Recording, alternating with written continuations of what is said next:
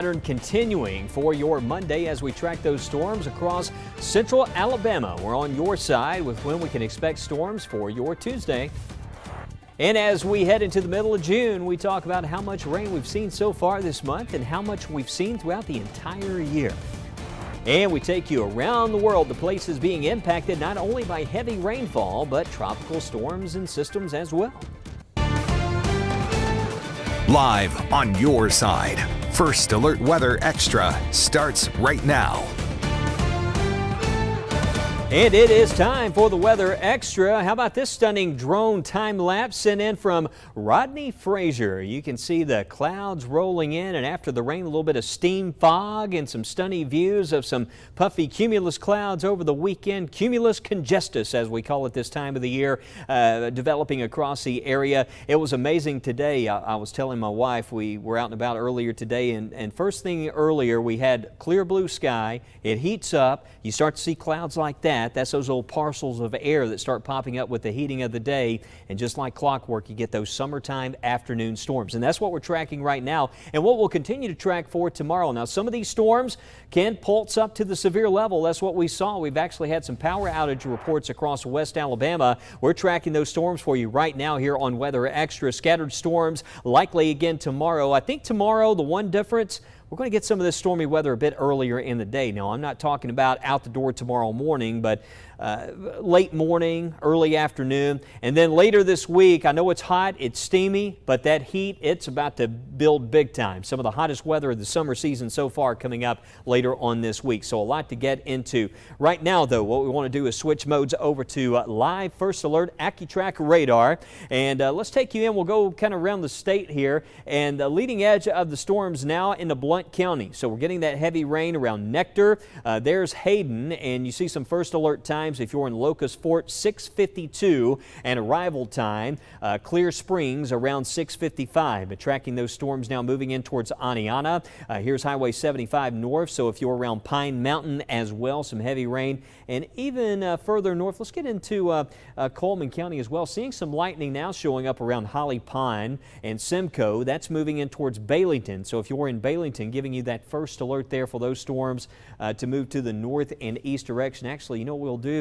Let's put a storm track on this. So we'll take that back to the north and east, First Alert AccuTrack, and see if we can get some times there to pop up on the screen. And looks like Baileyton, there you go, around 6:46. So giving you that first alert around Baileyton at 6:46 for an arrival time, moving to the north and east. Someone asked me earlier, lightning strike count. You'll notice there's positive lightning, negative strikes. These positive strikes, they emanate from the upper part of the cloud. So sometimes, you know, when you have a lot of these strikes that happen at the surface, many times it's those positive bolts from the upper reaches of the cloud. You ever heard bolt from the blue? Sometimes you'll get lightning strikes even away from the base of the storm.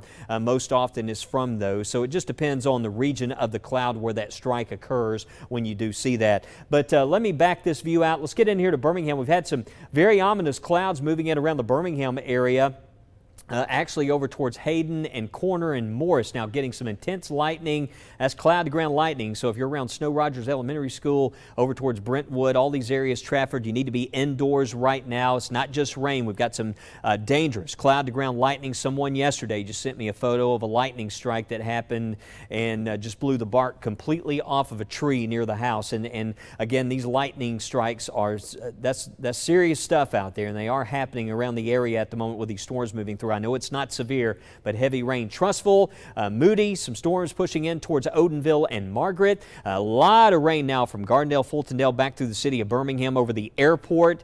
This pocket of heavier rain around Birmingham Shuttlesworth International Airport. We're getting those impacts right now, but you kind of get areas being impacted. A good idea.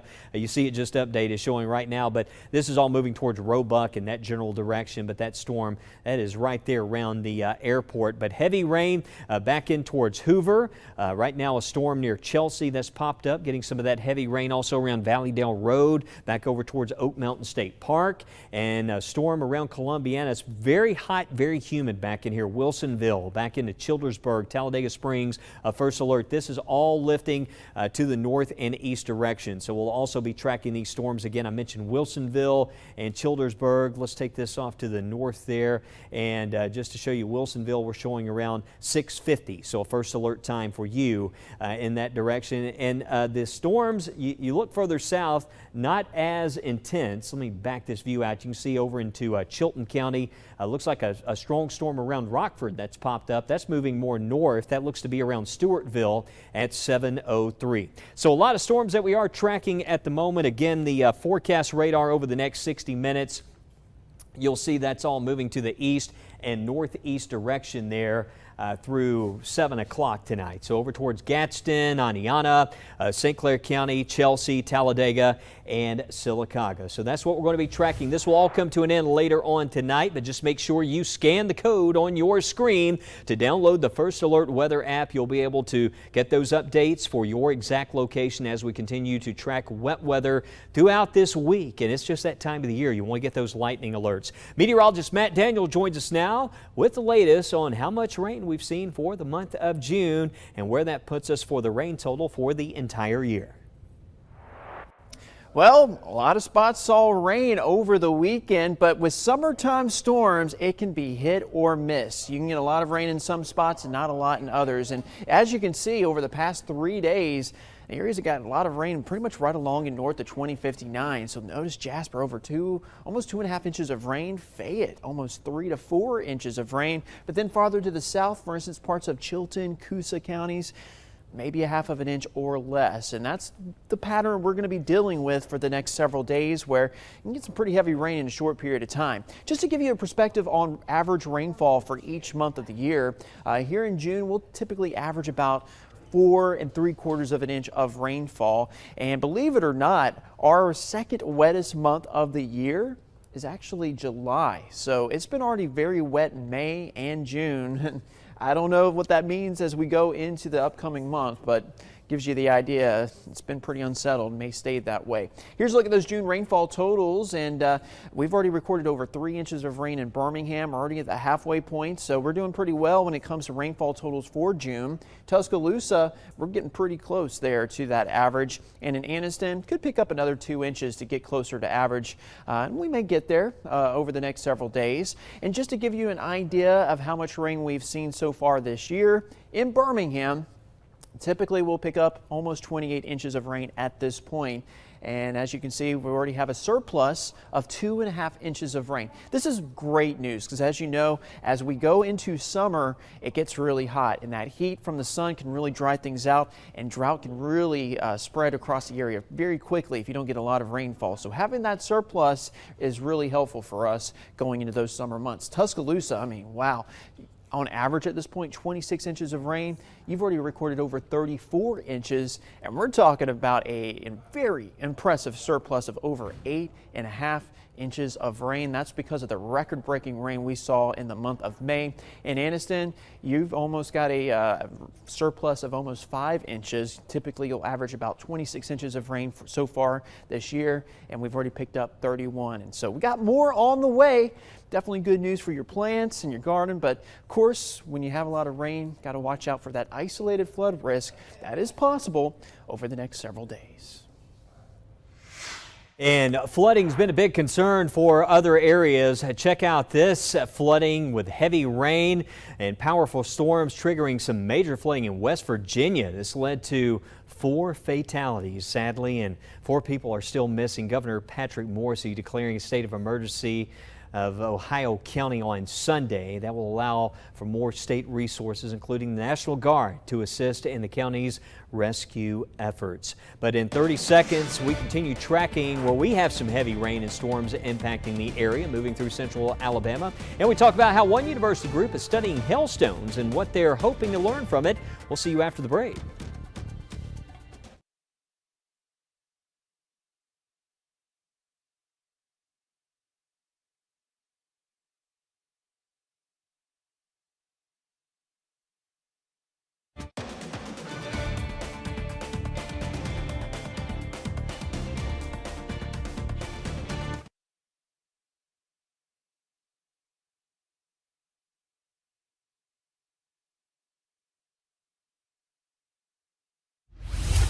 All right, look at some of the power outage numbers across the area. More of those afternoon storms, and we are seeing some outages showing up here across Tuscaloosa and Jefferson County at this time. Some gusty winds moving through. Let's go back to live radar. Nothing severe at the moment, and it looks like these storms have weakened some. Lightning strikes are greatest right now with some of this storm activity that we're tracking around Morris, Locust Fork, Cleveland, Aniana. And in fact, let me go right now to, we have a camera in Nectar, and let's just see what that looks like at this time. We'll go to live look from our tower camera, see if we can bring that up. Here we go. And yeah, there's a live look, 86 degrees.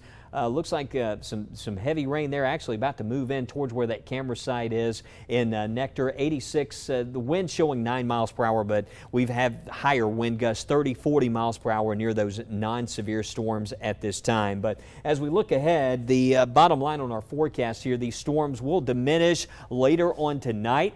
We're going to see more tomorrow, developing earlier in the day, and I'm not expecting out the door tomorrow morning, but just be watching out by late morning. You're doing a little yard work, some lawn care tomorrow.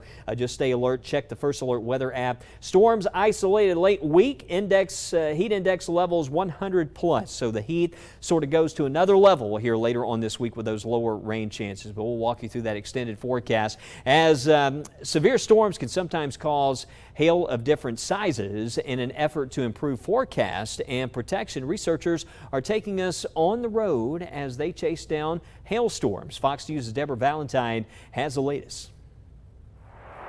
While most of us are taught to take shelter during extreme weather events,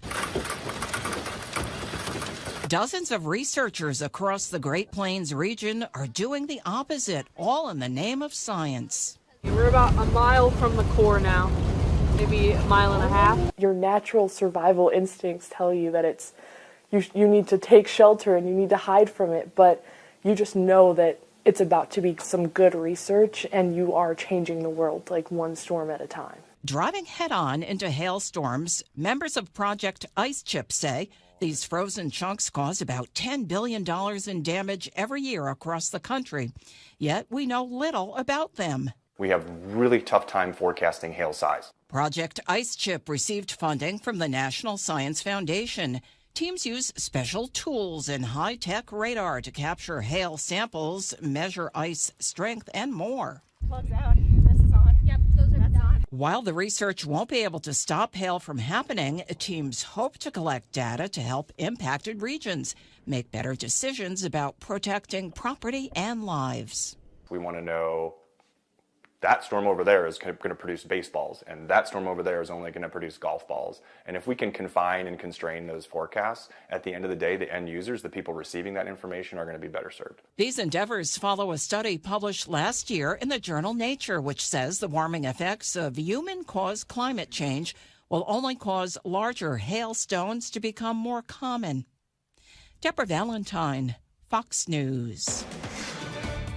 Still ahead, we talk about what you can expect for your Tuesday and take you to the top of the world as we learn about glaciers in your moment of science. We'll see you after the break.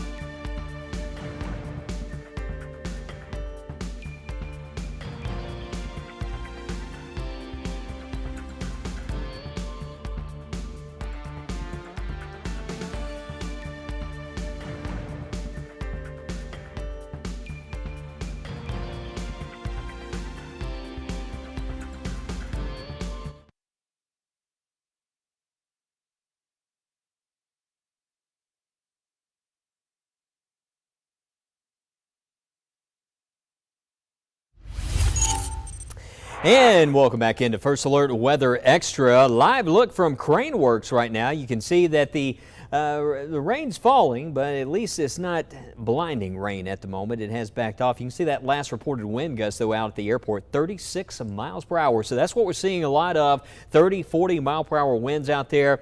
Some improvements in Tuscaloosa. Still some light rain, but once this tapers off, that'll do it for this evening. It looks like this will be the final downpour. Still some rain happening in Gadsden. I checked it, or Jasper, I should say, 72 degrees right now. Our weather watcher Jeremy Key in Parrish reported in just under an inch of rain and the temperature down to 80 degrees. But what's happening is after this rain, we're seeing 70-degree temperatures after the rain. It's knocking those temperatures way down. So next 60 minutes, right now, heaviest of the rain now pushing in towards Lake Gunnersville. That you can see it's now mostly out of Coleman County. It looks like maybe another little downpour moving in. But this is forecast radar. This is some of the best data we have next 60 minutes, giving you that 60-minute advantage.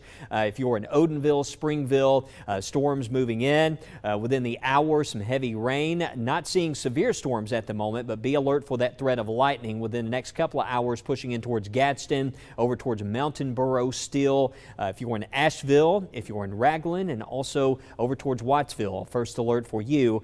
Talladega still looks like another hour and a half, maybe 2 hours there for some of that heavier rain moves in.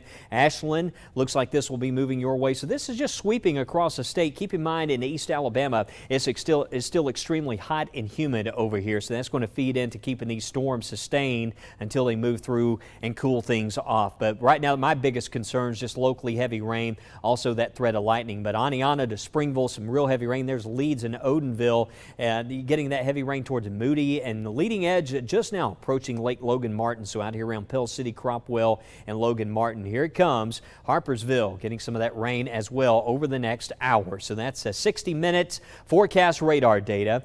You can see it's now moved on past Bessemer there. Just some leftover showers around Pinnacle Motorsports, but there's a real-time animation, and you can see how well that's lining up with the forecast data as those storms push in over St. Clair County, moving through parts of Shelby and Coosa counties. And once this passes where you live, again, that threat is over. Some of the forecast data, you can see it's behind a little bit. This is from one of the earlier model runs, but it still had a good idea of where those storms popped up. And this just kind of gives us a general trend of those more favorable times we need to be alert for storms. And the one thing we do see is all this coming to an end before midnight tonight. But tomorrow, I think by late morning and lunchtime, today, a lot of this wet weather for most of the day has been over around parts of west Alabama, but I still think some of this could break out areas further east, even by lunchtime tomorrow. So just stay weather alert. Some data has been suggesting that even by late morning, but especially again afternoon and evening when it's not raining, it's still going to be hot and steamy. We'll see higher rain chances Wednesday, also into Thursday, but for later on this week, what's going to happen is we start to see an upper level ridge build in. I know Lauren and Matt talked about this over the weekend, but as you're looking at the upper air heights, basically, and what you're seeing right in this, I want to show you this big bubble back to the north. That's where we have an upper air ridge. And a lot of times in the summer months, when we get these parked overhead, that means some really hot weather. And I do think some of the hottest weather of the summer is on the horizon. Just giving you the first alert for the next big thing, at least some of the hottest weather of the season so far. Rain chances stay high through Juneteenth on Thursday, and even for Rock to South, but notice for the weekend, rain chances back off. And a Friday, Saturday, and Sunday, highs in the 90s, but the heat index could easily top 100 degrees, and that should carry over into next week. So giving you a first alert for some hotter feeling conditions later on this week. Right now, though, hey, let's meet some of our newest junior weather watchers from Maddox Intermediate School. Meteorologist Shinte Rodriguez visited them today to talk about what it's like to be a meteorologist and how to be safe during severe weather. This was part of their initiative to promote STEM and showcase women in STEM fields. And I know today it was a great day to be inside enjoying the AC there. First off, speaking of cold, they're icy features that shape our surface world. Dan Smith shows how glaciers form and melt and form again, and your moment of science.